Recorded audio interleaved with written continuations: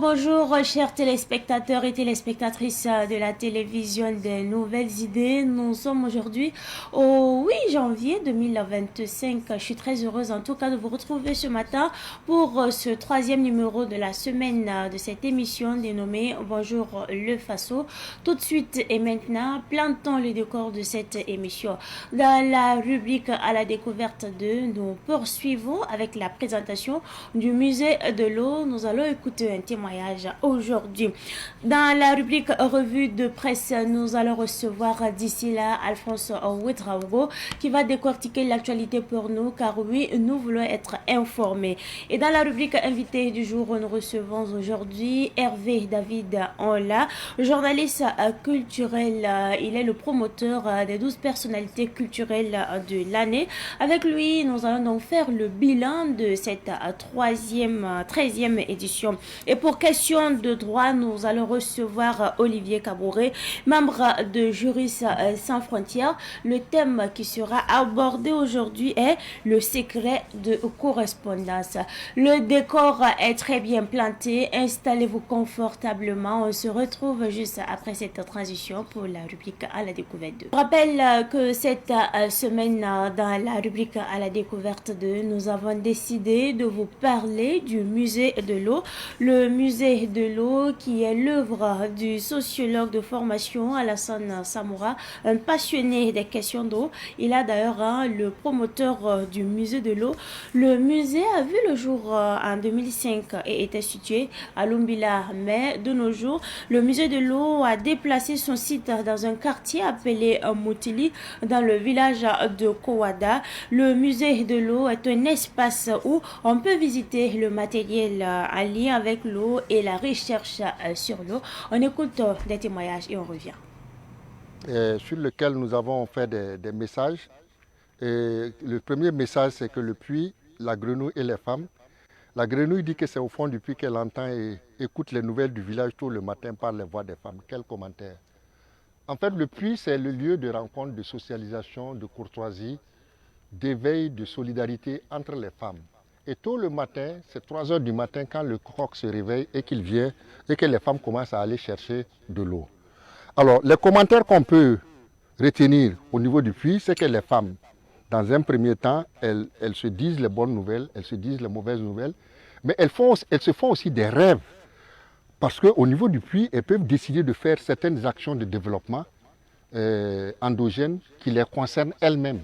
Donc c'est là-bas que tout se décide au niveau du village. Le puits est un lieu de rencontre, de socialisation, de partage et d'éveil de la population. Alors donc on a essayé de montrer ça, mais aussi on essaie de montrer toute l'évolution technologique, toute la chronologie des ustensiles d'exor de l'eau. On a commencé avec des pots de chèvre au tout départ pour le transport, le stockage de l'eau. Par exemple, cette puisette que vous voyez est à base de peau de bœuf. Et elle peut aller jusqu'à des profondeurs de 60 à 120 mètres dans le puits. Mais elle peut prendre aussi jusqu'à 60 à 70 litres. Parce que c'est comme c'est une peau avec l'eau, elle s'étanche et elle s'agrandit. Alors vous voyez, c'est vraiment la fabrication traditionnelle. C'est fait par des forgerons, des artisans locaux, mais qui montre aussi toute la pénibilité que les femmes vont chercher de l'eau. Alors, après, on a d'autres types de puisettes, qui sont des puisettes à base de chambre à air, qui sont venues avec, j'allais dire, la période coloniale, où lorsque les véhicules ont fait leur apparition. Et cette puisette va toujours avec ce qu'on appelle le hameçon. En Dioula, on l'appelle suruku, en Moré, on l'appelle le yarga. C'est ce qui va permettre donc d'aller repêcher la puisette lorsqu'elle tombe dans le puits. Ensuite, on a d'autres types de puisettes qu'on a essayé de montrer. Là, on est sur des bidons maintenant, sur tout le territoire national, et même toute la sous-région de l'Afrique. Les gens ne font qu'utiliser des bidons d'huile de récupération. Et ça, c'est extrêmement dangereux, parce que ce sont des matériaux non biodégradables et qui vont polluer notre environnement. Il faut qu'on fasse très attention. Et ça, c'est des cris de cœur aussi que le musée lance pour ces genres de questions de pollution de l'environnement auxquelles souvent on ne prend pas conscience. Et cette pomme que vous voyez, ça s'appelle la pomme brio. La pompe Brio est une pompe française qui a été inventée en 1932. Donc ça veut dire qu'elle a pratiquement 90 ans aujourd'hui. Et c'est l'Église catholique qui a introduit cette pompe dans les paroisses en son temps, dans sa mission sociale. L'Église aussi avait aidé à approvisionner les populations en eau potable. Donc cette pompe, c'est une pompe qui est venue de l'Europe, de la France plus précisément. C'est la plus ancienne des pompes. Bon, malheureusement, toutes ces pompes actuellement ne fonctionnent plus. On n'a que quelques pompes India volontaires qu'on revoit, qui sont actuellement les pompes les plus prisées sur le territoire national. Nous travaillons aussi sur les robinets. Le musée de l'eau aussi, on est en train de faire la collection de toutes les têtes de robinet. Voilà, on va travailler sur les différentes têtes de robinet qui existent sur le Burkina et les compteurs d'eau. Parce qu'on n'est pas passé du puits au robinet sans qu'il y ait une histoire. Et c'est ça qui est intéressant à raconter au musée. Donc, on n'a pas sauté d'étape historique. Et en sautant une étape historique, on ne fait pas du bien aux gens. Donc, il est bien essayant de comprendre qu'il y a toute une chronologie, toute une histoire qu'il faut raconter aux gens. Et c'est ça qui fait le musée. Le musée de l'eau a réalisé un forage depuis 2013. Et ce forage nous permet donc de faire des exercices très pédagogiques pour montrer aux enfants qu'il y a des pompes qui existent. Et nous allons montrer un peu que ces pompes-là, elles sont de plusieurs utilisations. Il y en a qui peuvent être utilisées avec les pieds, il y en a qui peuvent être utilisées de la main, et il y en a qui, comme on l'a vu, avec une pompe éolienne. Alors le système est le suivant. On va juste montrer comment il faut pomper. Voilà, donc c'est des coups de pied qu'on donne chaque fois. Et chaque fois qu'on tape dessus, on a une quantité d'eau qui sort et qui va remplir la jarre et qui va permettre à la femme ou aux élèves ou aux visiteurs de pouvoir, voilà. Donc chaque coup de pied, on a environ 30 à 35 centilitres d'eau, 40 centilitres d'eau qui vont nous permettre d'avoir une certaine quantité d'eau. Et c'est ça le rôle d'un puits ou du moins d'un forage à traction à partir du pied. Alors ici, nous sommes dans l'espace des symboliques de l'eau. Le musée de l'eau développe ce qu'on appelle les symboliques. Les symboliques sont les liens qu'ils peuvent avoir entre l'eau et certaines thématiques culturelles, anthropologiques, cosmogoniques et ainsi de suite. Même sur le plan religieux, on prend des aspects qu'on développe. Par exemple, l'eau, symbole de déluge, l'eau, symbole d'accueil, l'eau, symbole de bénédiction et l'eau, symbole de réconciliation, parce que c'est ça. Les gens se réconcilient à partir de l'eau, parce que la réconciliation par l'eau, avec l'eau, est la meilleure des réconciliations, sur laquelle on ne revient plus jamais dessus. Le pardon, la réconciliation, la bénédiction sont des valeurs à partir desquelles l'eau peut accompagner pour que les choses se fassent en l'état réel sans qu'il y ait trop de tâches et sur lesquelles on ne revient plus dessus parce que c'est l'eau qui va faire cette pureté de lien entre les humains, l'au-delà et même les invisibles. Donc c'est tout ça qu'on développe au niveau du musée. Et pour la revue de presse, Alphonse Ouedraogo est bien installé sur ce plateau. Alphonse, bonjour et bienvenue. Bonjour à toi Mireille Ouedraogo, bonjour à toutes et à tous. Alors vous êtes là pour nous donner des informations. Qu'est-ce qui est à la une des quotidiens du jour? Alors avec plaisir, je commence avec le journal Aujourd'hui au Faso qui affiche à sa une ce matin investiture du président élu John Dramani Mahama au Ghana.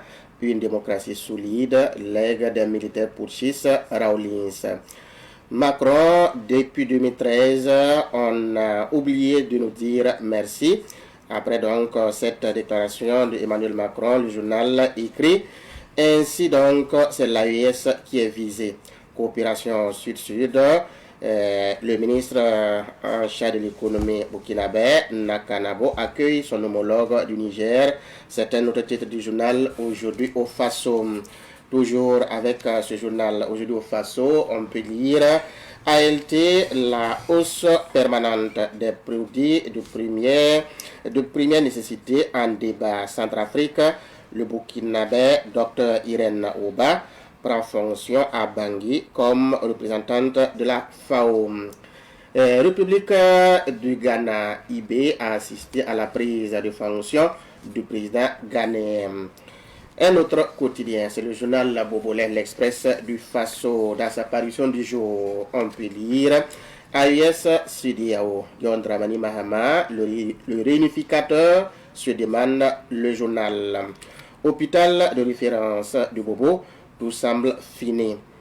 Pendant ce temps, Minata Konate Yano appelle donc les populations des hauts bassins à se mettre de ceci. Il faut marcher au rythme du chef de l'État.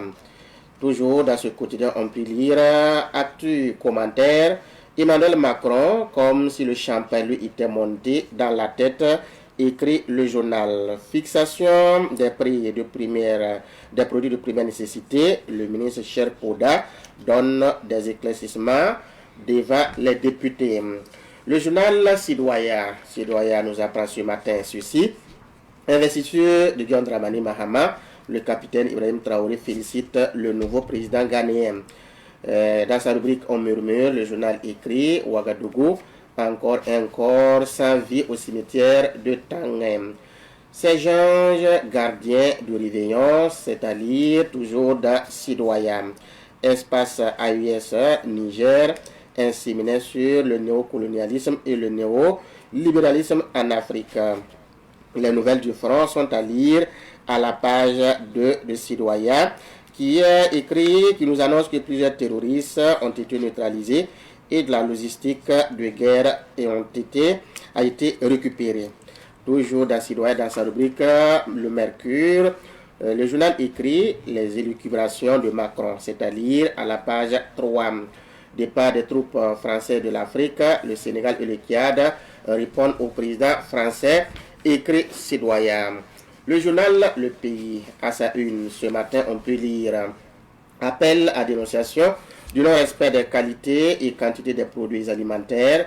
Des citoyens se prononcent et sur cette question, Oussine Ouedraogo, secrétaire général de la Ligue des consommateurs, déclare: nous avons accueilli la mesure avec satisfaction, même si, donc la suite c'est à lire à la page 2 du journal. Pendant ce temps, Marie-Angèle Tiendrebego, députée à l'ALT, affirme: il ne faut pas tolérer les mauvaises pratiques. Un autre sujet toujours avec ce journal Le Pays, hausse des prix des denrées de première nécessité, les mesures d'atténuation que prend le gouvernement. Donc on se trouve toujours sur le même sujet. République du Ghana, John Dramani Mahama investit pour un deuxième mandat, écrit le journal. Forum sur l'intelligence artificielle en Afrique, des effets pervers qui cachent mal des opportunités, c'est-à-dire à la page 6. Dans sa rubrique Actu Sport, le journal Le Pays écrit: Mercato, Issa Kabouré rejoint Edmond Tapsoba en Allemagne. Dans sa rubrique Révélation, on peut lire direction régionale du budget des cascades, le corps sans vie d'un agent découvert dans un caniveau. Extrême droite française, Jean-Marie Le Pen n'est plus, écrit le journal. Terminons avec le journal L'Observateur parle, qui, dans sa parution du jour, écrit: investiture John Dramani Mahama, le revenant de Jubilee House au pied du mur ghanéen. Violences sexuelles sur mineurs, ces traumatismes non pris en charge peuvent avoir des répercussions sur le développement de l'enfant. C'est donc des conseils de Dr Iliane Kima, pédiatre. Les humeurs de Bari, dans ces humeurs, on peut lire un lendemain de fête sans gueule de bois. Commune de Nouna, attaque terroriste repoussée à soins, écrit le journal. La mairie dote les VDP de matériel de communication, écrit toujours le journal. Forces armées nationales, le colonel Théophile Nikima, nommé adjoint du CMGA, chef d'état-major général des armées. Face au foot, Franck Lassina Traoré habille les clubs de première division, écrit le journal. Merci bien Alphonse Ouedraogo pour ces différentes unes. Nous allons revenir sur quelques sujets d'actualité. Alphonse, commençons par ce sujet-là. Le nouveau président John Dramani Mahama du Ghana a été investi hier devant une marée humaine. Tout à fait. Il faut dire que c'est la place de l'indépendance qui a été donc qui a servi de cadre pour cette investiture, et c'était vraiment une marée humaine. Des chefs d'État, des pays africains étaient là. Parmi eux, le président guinéen, Mamadi Doumbouya, et le chef de l'État, le président du Faso, capitaine Ibrahim Traoré, étaient également à cette grande cérémonie et bien d'autres sommités. Donc, ça montre à quel point cette cérémonie avait donc revêt une grande importance pour la population ghanéenne et pour ces pays voisins-là.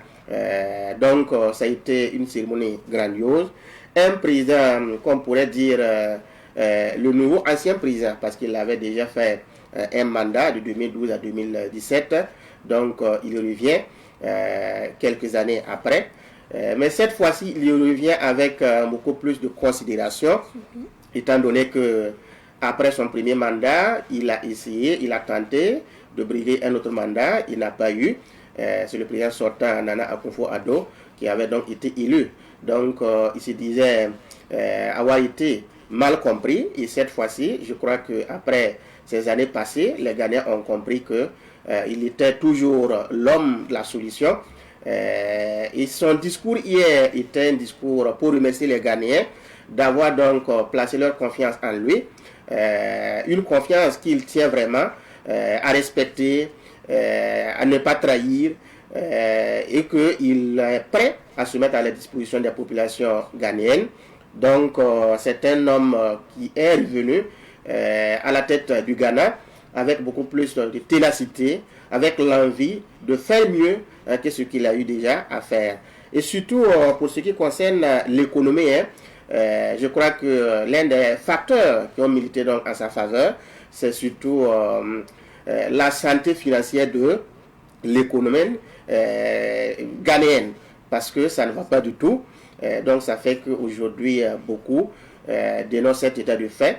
Donc John Dramani Mahama revient donc comme un sauveur et espérons qu'il sera effectivement ce sauveur-là. Et quel est son programme économique quand on sait que les Ghanéens vivent actuellement dans une précarité? Alors pour lui, il faut faire tourner l'économie ghanéenne 24 chronos, 24 sur 24. Il a trouvé que l'économie doit en tout cas connaître une nouvelle politique qui est de faire en sorte qu'elle soit dans la journée, la nuit, consciente qu'il y a des gens qui sont toujours en train de faire quelque chose pour que l'économie puisse en tout cas générer des ressources pour sauver donc cette population ghanéenne. Donc c'est une politique qui vise à faire en sorte que des gens travaillent dans la journée, d'autres travaillent la nuit, pour en tout cas compenser ce manque-là. Parce qu'aujourd'hui, comme je l'ai dit, ça ne va pas du tout sur le plan financier. Donc c'est un président qui est revenu avec beaucoup plus d'énergie et il entend vraiment implémenter sa vision. L'autre chose, il a promis aussi de se mettre à la trousse de tout cela qui ont dilapidé les ressources de l'État. Il entend vraiment recouvrer ces biens-là au profit donc du trésor public ghanéen. Donc c'est pour dire qu'il n'y aura pas la place pour la corruption, il n'y aura pas place pour tous ceux-là qui ne veulent pas travailler. Donc je pense qu'avec cette politique-là, d'ici 2-3 ans, les Ghanéens donc vont remarquer le changement. Le Ghana, une démocratie qui se consolide, un ex-militaire, Putschist Rawlings, écrit le journal Aujourd'hui au Faso. Pourquoi? Tout à fait, parce que le Ghana, depuis une certaine date, depuis Rawlings, il faut dire qu'une démocratie s'est instaurée dans ce pays. Et c'est Rawlings qui a beaucoup travaillé après son coup d'État.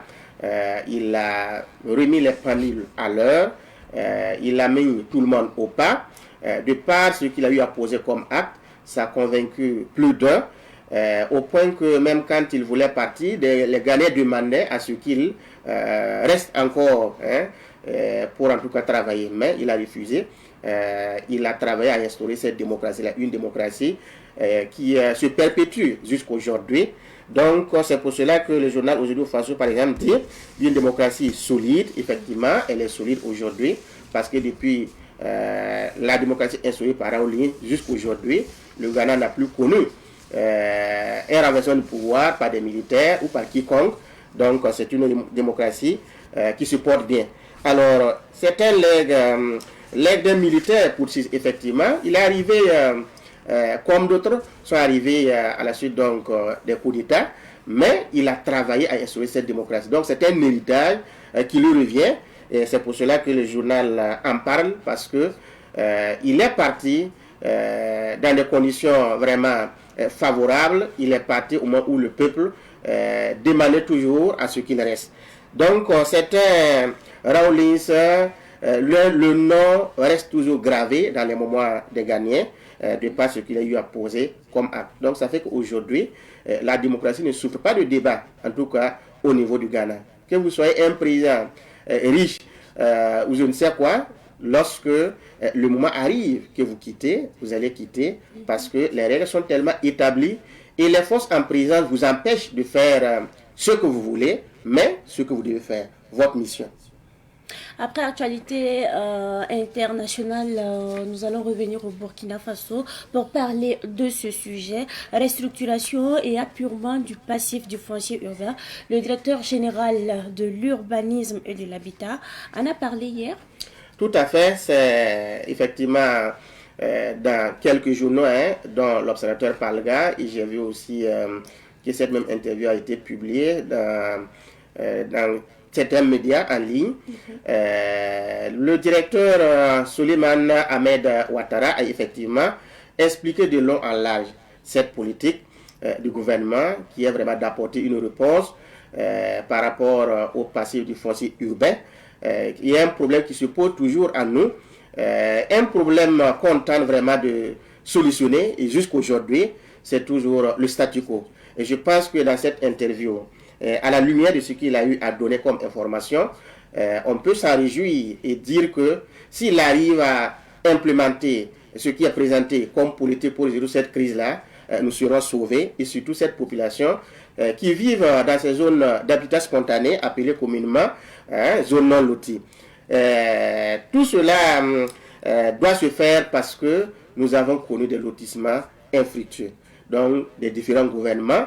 Depuis Blaise Compaoré, vous avez vu comment les gens ont vécu, des gens ont été lésés, ils ont été déguerpis, sans être dédommagés, sans avoir des parcelles, jusqu'au pouvoir de Rochman Christian Kaboré. Cette solution est restée le statu quo. Donc aujourd'hui, je pense que le courage de ce gouvernement vise donc à solutionner cette question-là. Et ce qu'il faut retenir, c'est que dans l'interview, le gouvernement dans cette politique veut vraiment prendre le taureau par les cornes parce qu'il est convaincu il y a la crise liée à l'insécurité, que le gouvernement travaille, que tous les Burkinabés sont mis ensemble pour en tout cas trouver une solution. Effectivement, cette guerre, nous allons la vaincre, nous sommes convaincus, mais après cette guerre, l'autre problème qui peut se poser à nous, c'est bien sûr la question liée à la crise foncière. Et ça, il faut l'aborder avec courage. Il faut anticiper. C'est pour cela que le gouvernement déjà pense donc à trouver une solution à cette question et qui parle de crise foncière, surtout pour ce qui est du passif du foncier urbain. C'est un problème très crucial. Prenez des villes comme Ouagadougou, Bobo-Dioulasso, quand vous partez dans ces zones spontanées, d'habitat spontané appelées zones non loties, il y a une densité inimaginable. Il y a beaucoup de population, il y a beaucoup de gens, au point qu'on se demande où nous pouvons trouver donc des lopins de terre pour ces populations. Je pense que continuer à se poser cette question sans l'aborder, sans l'attaquer, c'est une faiblesse et le gouvernement ne veut pas se mettre dans cette posture-là. C'est pour cela que cette politique est développée à travers donc ce projet appelé Programme de restructuration et d'appurement du passif du foncier urbain, en abrégé PRO-RES APUR. Donc c'est un projet que le coordinateur, dont le coordinateur est bien entendu Souleymane Ahmed Ouattara. Donc c'est pour dire que bientôt les gens vont sentir les lignes bouger sur cette question. Et quels sont les avantages d'un tel projet, Alphonse? Alors, les avantages d'un tel projet est que les populations vivant dans ces zones-là vont gagner. Parce que, d'abord, c'est mettre ces populations qui vivent dans ces zones-là dans la régularité. Pourquoi? C'est des terrains de lopins de terre occupés, sans documents, sans base juridique. Et je pense qu'après le travail qui est en vue, ils vont entrer donc dans ce statut reconnu. Je pense que ça, c'est un avantage sur l'aspect juridique. Alors, c'est aussi faire en sorte que ces populations puissent vivre comme les autres, qu'on ne pense pas que c'est des gens qui sont des moins que rien, des gens qui se cherchent, qui n'ont pas les moyens, c'est vrai. Il y a des gens aussi qui sont venus, qui ont acheté des lopins de terre, qui ont construit. Et avec le temps, il y a eu beaucoup de gens dans certains quartiers. Mais n'oublions pas aussi qu'il y a des gens qui sont nés dans ces villages-là. Ils sont propriétaires terriens. Donc, ces personnes-là aussi ont droit à vivre sainement comme les autres, comme ceux qui vivent à Ouaga 2000 ou je ne sais où. Donc, c'est pour dire que ces populations vont avoir l'eau, parce qu'on va dégager des voies. Et après ça, il y aura des constructions, et il y aura des logements aussi pour les populations. Je crois bien. Il y aura aussi des parcelles qui seront commercialisées pour financer l'ensemble du projet, selon donc les dires du directeur général de l'urbanisme et de l'habitat. Il y aura des dispensaires, il y aura des écoles. L'idéal, c'est de faire en sorte que ces populations puissent vivre, qu'on sente que, effectivement, c'est des gens qui sont en ville. Parce que quand vous fréquentez certains quartiers, quand vous rentrez dans certains quartiers de zone non loties, et que vous sortez à quelques endroits, à quelques mètres de là, c'est le ciel et la terre. Surtout à saison pluvieuse. Surtout à saison pluvieuse. Je pense que ils n'ont pas péché autant pour vivre une telle précarité pendant que des gens se promènent dans des grosses caisses, vivent dans l'opulence, comme s'il y avait deux Burkinabés. Donc, c'est une politique du gouvernement qu'il faudrait saluer et accompagner. Et déjà, des équipes sont sur le terrain pour sensibiliser, pour faire comprendre aux gens que c'est un projet porteur d'espoir, c'est un projet qu'il faille soutenir parce que ça y va du bien-être des populations qui sont dans ces localités-là. Donc d'abord, la phase pilote va concerner la ville de Ouagadougou et la ville de Bobo-Dioulasso. Et déjà, les autorités en charge donc ces travaux-là ont commencé à prendre langue avec les populations concernées pour ne pas qu'il y ait vraiment de rumeurs, il y ait vraiment de mensonges dans le chemin qui est en train de se tracer. Donc je pense que les uns et les autres doivent comprendre et doivent accueillir avec joie parce que c'est un travail minutieux qui est fait. D'abord, ils vont identifier les propriétaires terriens, ils vont identifier aussi ceux qui sont des habitants réels qui sont dans ces zones-là. Et après cela, il y aura donc des commissions qui seront mises en place et toutes les parties prenantes seront donc associées. Je pense qu'on ne demande pas mieux que ça. Et le reste maintenant, c'est d'accompagner. Seulement, ce que je voudrais souligner, c'est que pour une telle interview du directeur général de l'Université de l'Habitat, aussi importante, elle ne devait pas être cachée dans des journaux. C'est vrai que nous, à notre niveau, à Savane Média, on a essayé de reprendre ça à Morée, voilà, et même en français, voilà, pour communiquer, pour donner l'information, parce que nous avons trouvé l'interview très capitale. On ne le fait pas selon la tête du DG, mais on le fait parce que ça va être avantageux pour la population. Donc c'est pour dire que dorénavant, pour une telle interview, il faut associer beaucoup de médias. Il faut aussi faire en sorte que les gens puissent communiquer en langue, en Morée, en Fulfulde, en Dioula, en Goulmachima, et j'en passe. Parce que vous connaissez votre public cible. Ceux qui savent lire, ils n'ont pas de problème. Ils ne peuvent pas mettre des bâtons dans vos roues. Mais généralement, la majorité de ceux qui vivent dans ces zones-là d'habitat spontané, c'est des gens, on pourrait dire, beaucoup ne sont pas allés à l'école, ils ne comprennent pas. Donc, si on ne reprend pas une telle interview en langue nationale, comprenez que votre message va rester comme du vent, et alors que vous avez un projet si cher qui va être vraiment avantageux pour la population. Donc j'attire donc son attention pour l'avenir. Parce que vous risquez de passer à côté.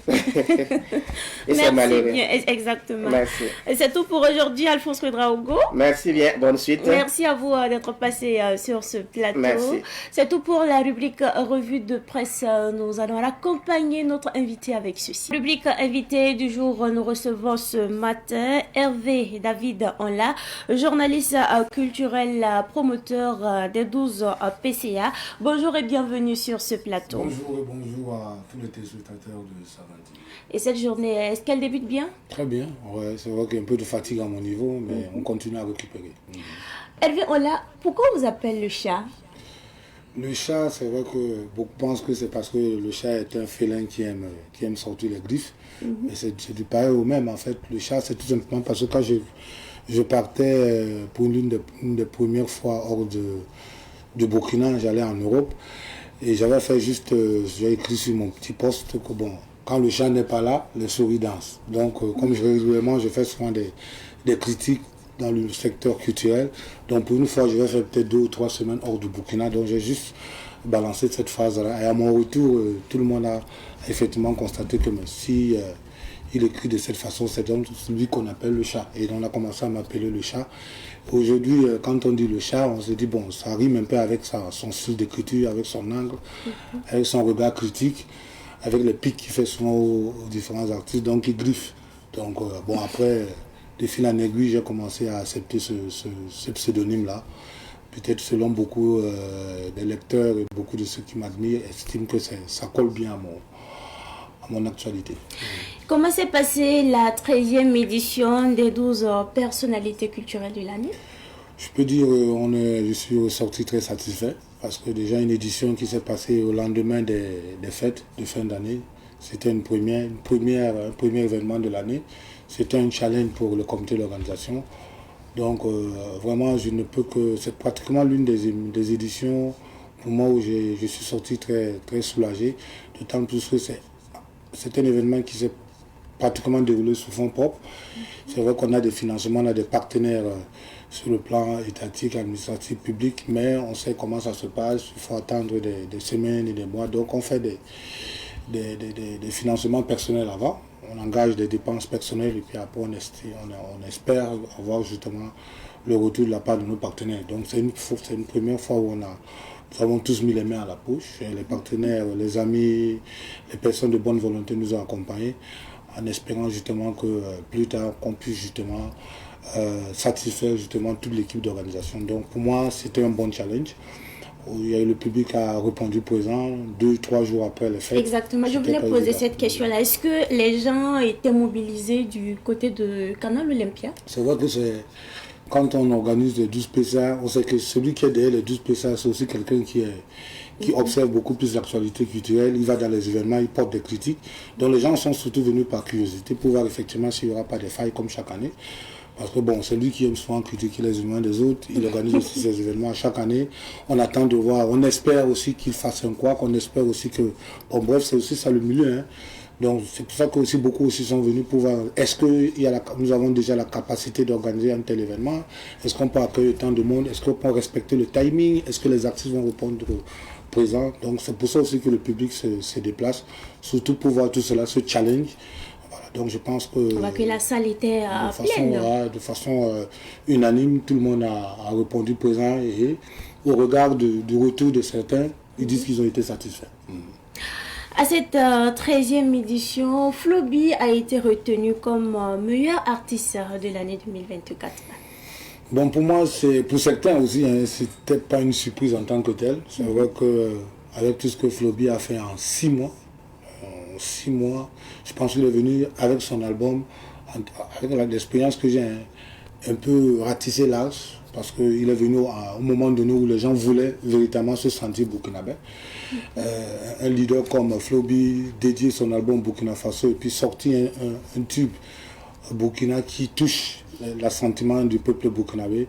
Il a fait table rase pendant ces 6 derniers mois. C'est vrai qu'il y avait d'autres artistes également qui sont rentrés aussi également un peu dans la danse, qui étaient déjà, donc ça a été un peu le porte-étendard du patriotisme musical burkinabé. Donc pour moi, quand j'ai vu que les membres du jury ont décerné ce trophée majeur à Floby, pour moi c'était que satisfaisant. Et quels sont les critères qui ont prévalu à ce choix? L'un des critères majeurs, c'est justement en termes de tous les artistes, que ce soit musiciens, artistes plasticiens, il faut communiquer davantage sur ces œuvres, il faut être présent sur la place publique. Et ce n'est pas le talent seul qu'on met en avant, mais c'est tout ce qu'il y a comme organisation autour de votre œuvre qu'on met en avant. Et surtout être constamment n'est-ce pas, à la page, donner des informations sur ce qu'on fait et être fréquent, n'est-ce pas, dans tout ce qu'on fait, communiquer sur la toile, être présent dans les médias, faire sortir l'œuvre, doit toujours être d'actualité, c'est-à-dire en cours. Quand vous prenez l'œuvre de Floby, c'est les critères de Floby durant l'année. C'est pas les critères, c'est pas le succès de Floby en 2023. Quand on dit les 12 PCA 2024, c'est comment est-ce que l'artiste s'est comporté tout au long de l'année. C'est pas comment est-ce que l'artiste s'est comporté en 2022 ou en 2023. Pas de année N-1, il n'y a pas de année N-1. C'est la raison pour laquelle, dès que l'année finit, dès que 2024 finit, en janvier, on préfère immédiatement organiser les 12 PCA. Voilà pourquoi on dit que c'est les 12 PCA 2025, mais on fait une rétrospective de l'actualité de l'artiste ou bien de la personnalité culturelle tout au long de l'année 2024. Dès que l'année 2024 finit, immédiatement, il faut qu'on organise les 12 PCA. Donc, on prend en compte, je sais pas, tout ce qu'il a fait tout au long de l'année. Voilà, c'est un peu l'un des critères majeurs, mais c'est beaucoup plus non seulement l'excellence de l'artiste, mais surtout sa capacité justement à communiquer autour de son œuvre. Le Nomna Floby a également remporté le prix du public. Ce qui a été une surprise pour moi personnellement, c'est vrai que connaissant aussi le talent et puis la popularité de son concurrent, Des Altino, on était pratiquement tous convaincus qu'ils allaient se partager peut-être le gâteau, c'est-à-dire Floby allait prendre justement l'artiste de l'année et puis Des Altino allait également se féliciter de prendre le prix du public, mais avec tout ce qu'il y a comme politique interne en termes de vote et tout ça, je ne rentrerai pas dedans parce que c'est pas, nous ne sommes pas dans le secret de Dieu. Bon, c'est l'équipe, c'est le staff également qui s'est mieux organisé peut-être par rapport aux autres concurrents. N'oublions pas qu'il y a aussi Nabaloum, n'est-ce pas, qui se sont peut-être beaucoup plus battus pour davantage rafler les 2 titres. Donc ça dépend tout simplement de la capacité et de l'engouement des différents staffs. Le trophée Diatta Ilebou a été décerné à Philomène Nanema. Ouais, le trophée Diatta Ilebou, c'est vrai que c'est l'artiste féminin audacieuse de l'année qu'on a transformé en Diatta Ilebou, tout simplement parce qu'on voulait perpétuer la mémoire de cet artiste. En fait, le trophée Diatta Ilebou, beaucoup diront que pourquoi c'est attribué à Philomène Nanema, qui elle est artiste comédienne, mais c'est pas ça. En fait, on veut plutôt mettre Diatta Ilebou comme la femme audacieuse, la femme culturelle qui a été très audacieuse, qui se battait beaucoup, n'est-ce pas, pour la cause de la culture et des orphelins et tout ce qu'on connaît. Bref, elle était un peu, pas seulement une artiste chanteuse, mais également c'était une artiste, n'est-ce pas, à temps plein, et se battait justement pour la cause féminine. Voilà pourquoi nous avons décidé donc d'attribuer ou bien cette catégorie à son nom. Voilà. Maintenant, les lauréats ou bien les candidats peuvent venir du secteur culturel, mais pas uniquement de la musique. Parlant toujours des distinctions, Aziz La Merveille a reçu le trophée coup de cœur. Le coup de cœur, et c'est même ce qui s'est passé au niveau de la salle, c'était vraiment un coup de cœur parce que l'émotion y était, les gens ont intervenu, les témoignages des uns et des autres, lui aussi il était surpris. C'est une catégorie qui de plus en plus, ça commence à attirer l'assentiment du public, tout simplement parce qu'on surprend même le lauréat. Il ne sait pas qu'on le filme en intimité, il ne sait pas qu'on va peut-être dans son retranchement personnel au niveau de sa famille, on va voir ses amis, ses proches, et puis après on le surprend devant un très grand écran et on fait un témoignage, et après on lui remet à la grande surprise du public et de lui-même surtout le trophée de coup de cœur, parce qu'il a un peu marqué l'année, et c'est vrai, tout le monde est unanime là-dessus que Aziz La Merveille, ce jeune garçon, a été phénoménal. Il est omniprésent et puis c'est quelqu'un il aime les gens, voilà, il aime contribuer, il aime participer. Et ça a été un très bon coup de cœur. Il y a eu également le passage émouvant de l'adjudant Wenyam Abdul Rasmane Ouedraogo au 12 PCA. Oui, c'est un peu le point d'orgue, le point d'honneur, le point patriotique qu'on a voulu apporter. C'est vrai qu'on fait beaucoup plus l'apologie des FDS et tout cela, mais bon, nous on n'a pas voulu rentrer un peu dans ça, faire des éloges, du Tentama, chanter pour les FDS, tout le temps applaudir pour les FDS. Nous on a voulu les mettre justement sur la scène. On a pris cet adjudant très, très talentueux dans l'art plastique qui est venu donc justement nous présenter une toile qu'il avait lui-même conçue, et de façon magistrale et majestueuse, il a présenté justement cette toile qui représentait un peu cette bravoure du peuple burkinabé, et c'est ce qu'il a présenté avec une innovation incroyable. Donc je pense que... Et puis le comité d'organisation a souhaité que chaque année qu'il puisse davantage nous apporter toujours des touches, n'est-ce pas, du talent de ce secteur muet, n'est-ce pas, de la société. Donc à chaque année, on aura toujours des surprises de ce genre. Cette fois-ci, c'était peut-être sur l'art plastique. Demain, ça sera aussi peut-être sur l'art plastique, mais on voudrait davantage que ce soit les FDS qui prennent la parole.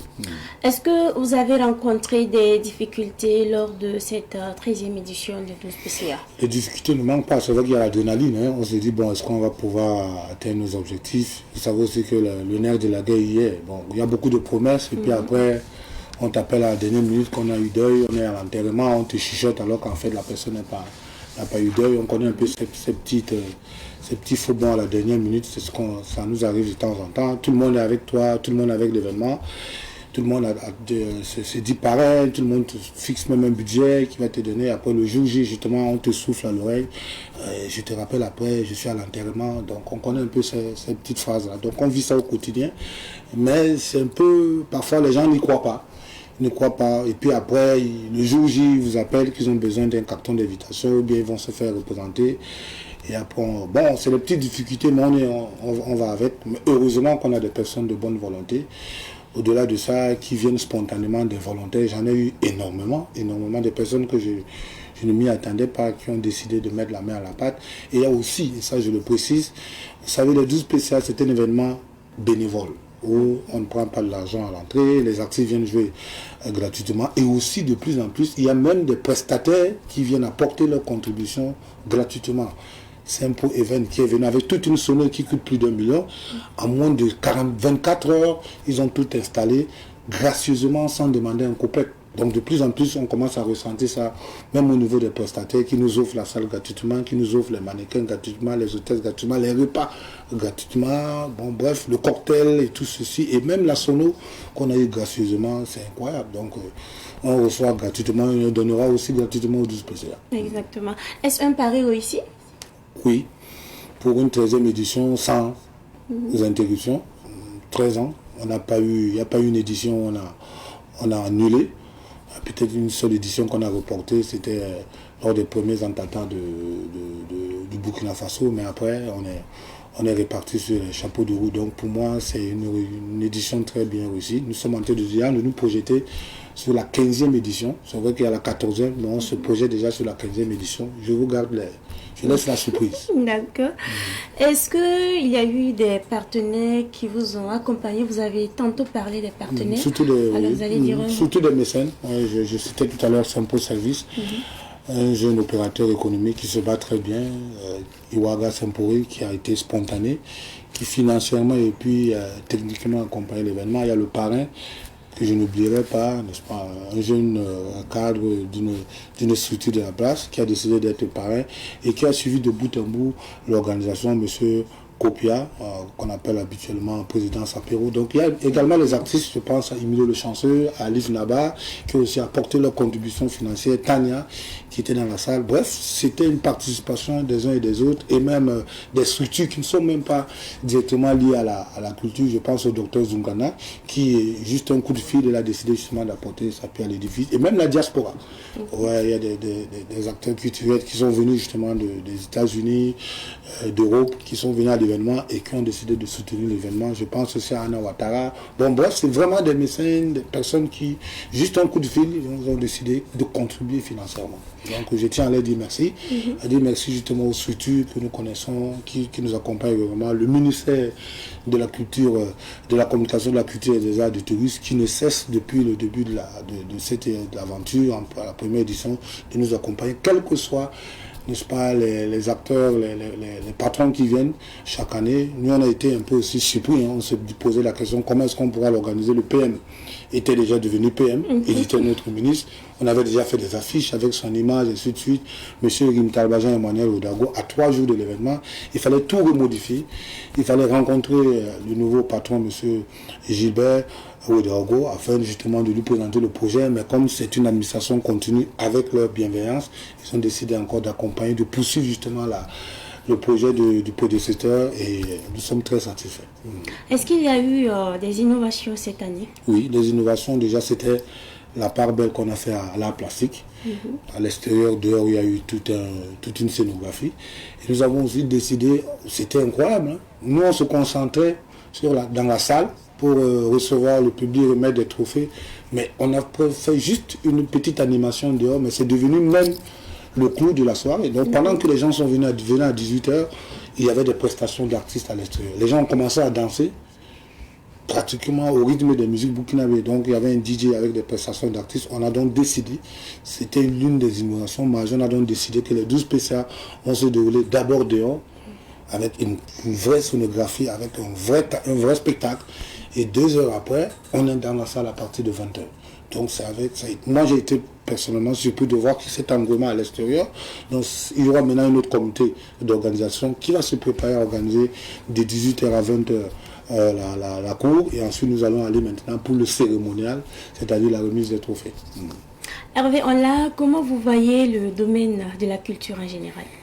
Burkinabé, il y a beaucoup d'effervescence. Je l'avais dit, on peut même parler de bilan.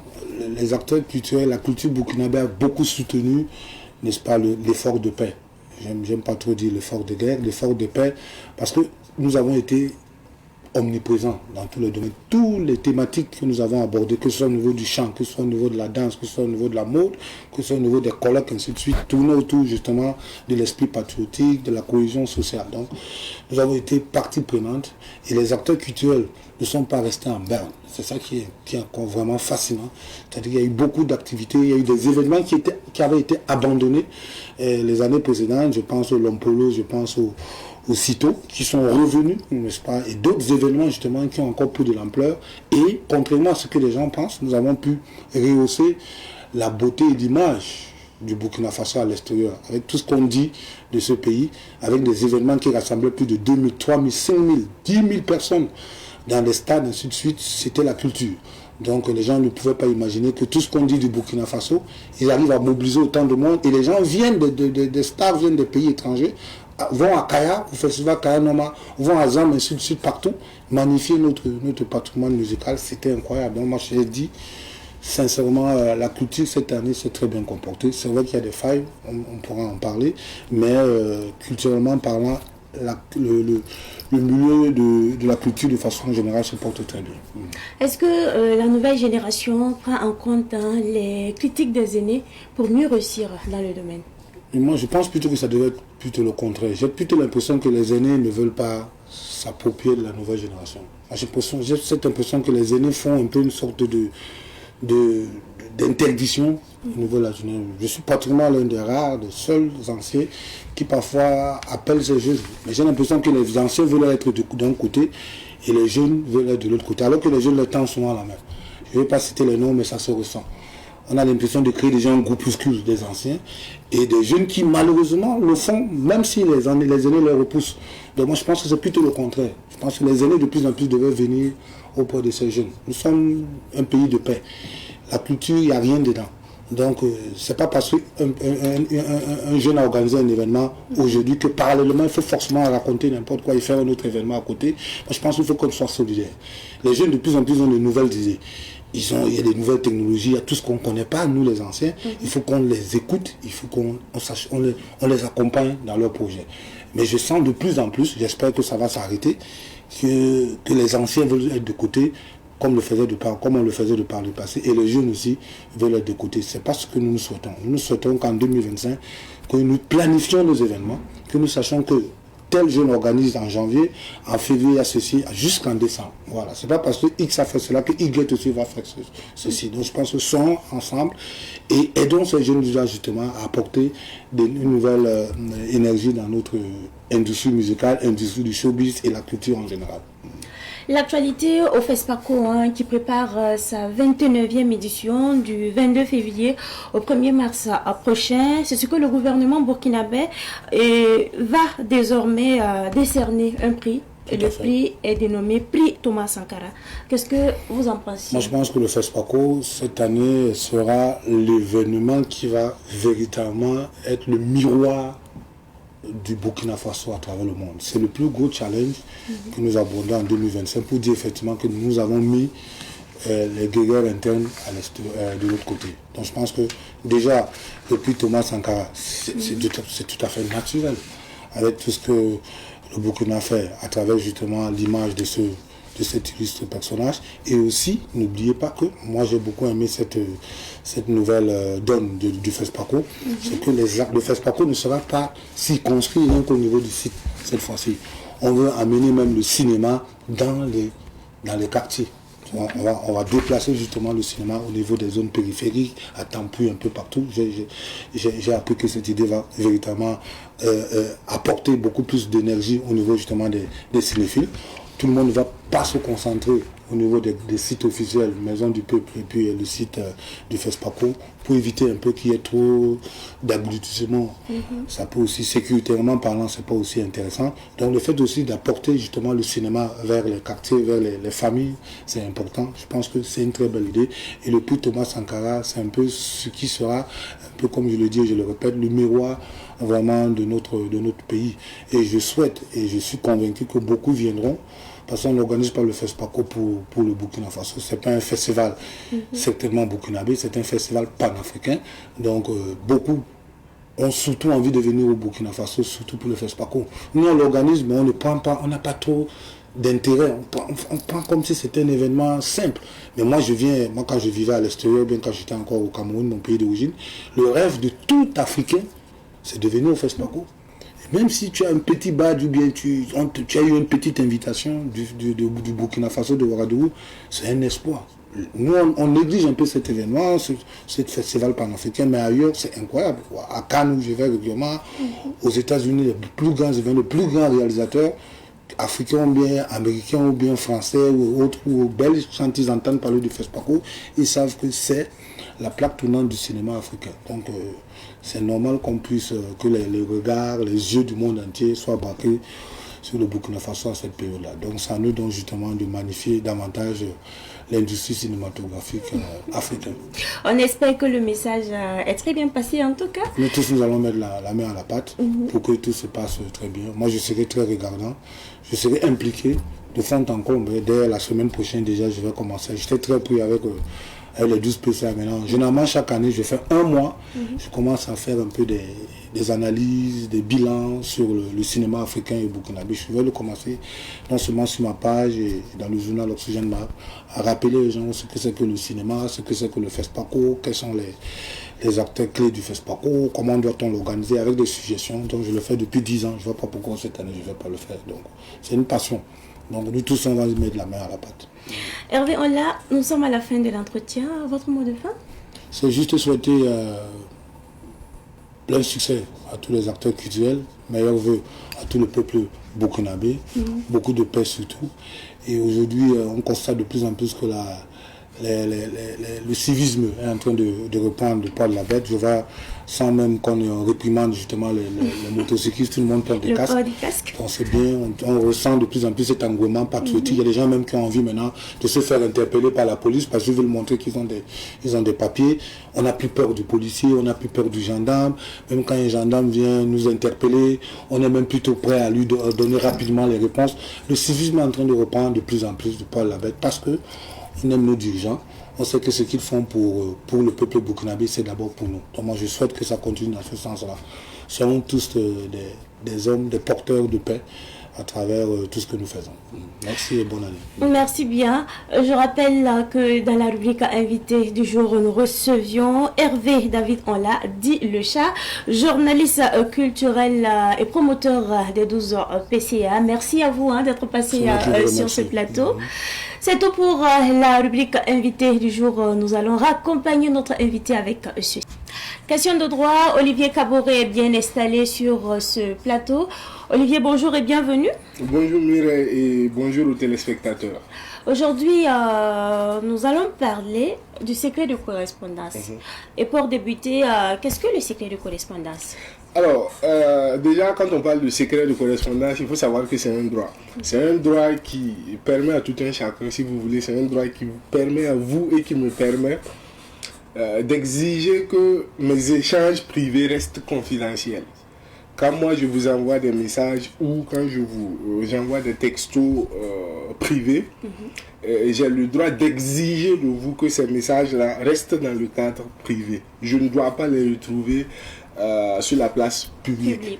Et c'est ça le secret de correspondance. Ce qu'il faut retenir de ce droit-là, c'est que c'est un droit garanti par notre Constitution. Notamment à l'article 6 de la Constitution, on détermine clairement le principe de l'inviolabilité du secret de correspondance. Donc le secret de correspondance est un droit fondamental attaché à la personne et un droit de principe inviolable. Et qu'entend-on concrètement par violation du secret de correspondance? Alors, quand on parle de violation du secret de correspondance ou d'atteinte au droit du secret de correspondance selon la sensibilité, il faut savoir que c'est tout simplement le fait pour une personne de lire, écouter ou révéler des messages qui sont privés sans l'autorisation de la personne qui a reçu ou qui a envoyé ces messages. Ça veut dire que quand vous interceptez un message, quand vous mettez un logiciel dans un téléphone pour cloner le téléphone et recevoir les messages que la personne reçoit, vous portez atteinte au secret de la correspondance. Quand vous fouillez un téléphone et que vous faites des captures d'écran des messages qui ne vous étaient pas destinés, vous portez atteinte au secret de la correspondance. Quand vous divulguez un message qui était censé rester dans le cadre privé, vous portez atteinte au secret de la correspondance. Donc concrètement, ces actes peuvent être indexés comme des cas de violation ou d'atteinte au secret de la correspondance. Olivier Kaboré, vous avez tantôt parlé de fouille de téléphone. Moi j'ai une question. Qu'en est-il de l'époux qui fouille le téléphone de sa femme ou peut-être de la femme qui fouille le téléphone de son mari? Peut-on demander un divorce sur cette base-là? Alors, l'épineuse question de la place du téléphone dans le couple. Il faut savoir que cette question, ou du moins ce tact, le fait de fouiller dans le téléphone de son conjoint ou de sa femme, est un acte qui est à la base, ou si vous voulez, à l'origine de beaucoup de disputes et de problèmes graves dans les couples. Et dans une première approche, il faut savoir que vous avez le droit, par exemple, quand vous vivez avec quelqu'un, vous avez le droit de dire à cette personne, ok, tu sais, et je ne veux pas qu'on se cache des choses. Donc mon téléphone, je t'offre les codes de mon téléphone et de mon ordinateur. Tu as la possibilité de fouiller ou tu as la possibilité de lire mes messages ou de lire mes conversations quand tu veux. Quand c'est dans cette approche, quand nous sommes dans ce cas-là, il n'y a pas de souci, puisque le droit est donné expressément à la personne avec laquelle on vit de fouiner ou de visiter sa messagerie. En ce moment, il n'y a pas de problème parce qu'on consent à cela. Ce qu'il faut savoir, c'est que légalement, même si vous êtes marié, vous n'avez pas le droit d'intercepter les messages de votre mari ou les messages de votre femme. Vous n'avez pas le droit de cloner le téléphone de votre mari ou de votre femme pour l'espionner. Vous n'avez pas le droit d'agir dans le sens d'espionner ou de divulguer des messages ou des correspondances qui sont dans le cadre privé. Ce droit reste sacré, quel qu'en soit le statut de la personne. Ce qu'il faut savoir, c'est que si vous obtenez des preuves en fouillant le téléphone de votre mari ou en fouillant le téléphone de votre femme, vous n'allez pas pouvoir utiliser ces preuves-là en justice. Parce que la justice va estimer que ce sont des preuves que vous avez eues frauduleusement. Parce que vous n'avez pas eu l'accord ou parce que expressément vous n'avez pas le droit de fouiller le téléphone. Donc si vous clonez le téléphone de votre femme ou de votre mari et que vous recevez ces messages ou ces correspondances, vous n'allez pas pouvoir les utiliser en justice parce que ce sont des preuves qui sont acquises de façon frauduleuse. Voilà, et ces preuves n'auront pas de pertinence. Le souci, c'est que les femmes sont souvent curieuses. On a souvent envie de découvrir ce que monsieur aussi cache sur son téléphone. Et c'est ce Non, qui mais- pousse généralement certaines femmes à offrir le téléphone. Je suis de d'accord. leur mari. En réalité, c'est pas un problème que pour les femmes. Parce qu'il y a certains hommes aussi qui le font. Il y a certains hommes, je veux peut-être même dire que peut-être les hommes même sont aussi concernés par cette histoire de que les fouiller dans femmes. le téléphone. Mais bon, pour les hommes, c'est un peu réservé. Bon, je le dis au conditionnel parce que, voilà, chacun a sa sensibilité et son éducation. Mais il n'y a pas, comment dire, il n'y a pas de formule, de principe de base à dire non, moi on fouille pas mon téléphone, ou bien moi si tu fouilles mon téléphone, il y aura ceci ou cela. Non, c'est une discussion d'ensemble. Si à la base vous consentez à aller vers cela, il n'y a pas de souci. Mais si vous ne consentez pas, moi, je donne l'appréciation juridique. Voilà, maintenant, le reste, là, ça dépend de la sensibilité de tout un chacun. Nous comprenons parfaitement. En attendant parler des couples, est-ce que les parents peuvent intercepter ou lire sans autorisation les messages de leurs enfants? Ok. Pour ce qui concerne les parents, il faut savoir que les parents ont un droit de contrôle sur leur enfant mineur et non émancipé. Ça veut dire que ils ont la possibilité de vérifier qui fréquente leur enfant et quels sont les différents types de messages que leurs enfants peuvent recevoir. Donc à ce niveau, les parents ont bel et bien la possibilité de fouiller dans les téléphones de leur enfant ou dans les correspondances de leur enfant mineur non émancipé. Ça ne cause aucun souci. Ils ont une obligation de surveillance et un droit de contrôle sur leur enfant. Donc ils appliquent juste leurs prérogatives. La violation du secret de correspondance concerne-t-elle seulement les lettres ou enveloppes scellées? Traditionnellement, effectivement, quand on parle de correspondance, on a tendance à voir la grosse enveloppe scellée qu'on vous apporte. Il faut savoir que les techniques de communication ont évolué et la loi aussi a évolué au regard de cette évolution. Donc, quand on parle de correspondance, les messages peuvent être considérés comme correspondance. Les textos que vous recevez, les messages WhatsApp, les notes vocales et tout moyen de communication pouvant vous permettre de communiquer avec les autres peut être considéré comme une correspondance privée. Donc ça ne se limite pas seulement qu'à la correspondance traditionnelle, l'enveloppe, la grosse enveloppe avec le cachet scellé là. Est-ce qu'il y a des situations où le secret de correspondance peut être levé? Alors, ce qu'il faut savoir, c'est que le secret de correspondance est un principe. Et généralement, ce que j'aime dire, quand en droit on émet un principe, il y a toujours une exception qui suit. Et l'exception ici, c'est tout simplement le consentement. Le premier point, c'est le consentement. Quand la personne qui détient ces messages ou quand je vous envoie des messages privés et je vous donne mon consentement afin que vous puissiez les divulguer, en ce moment, bon, il n'y a pas de souci. Je lève le secret de correspondance pour vous permettre de divulguer ces messages. Ça, c'est le premier point. Le deuxième point, dans le cadre d'une enquête judiciaire, le juge peut autoriser les enquêteurs à vous placer sur écoute, à écouter toutes vos conversations et à intercepter vos messages pour savoir ce que vous faites. Là, c'est dans le cadre légal et c'est dans le cadre d'une enquête judiciaire. Voilà. Donc, hormis ces cas où la loi autorise de lever le secret de correspondance ou le cas où la personne elle-même donne son consentement, il n'est pas possible d'aller à l'encontre du secret de correspondance. Olivier Caboret, nous sommes à la fin de l'entretien. Votre mot de fin?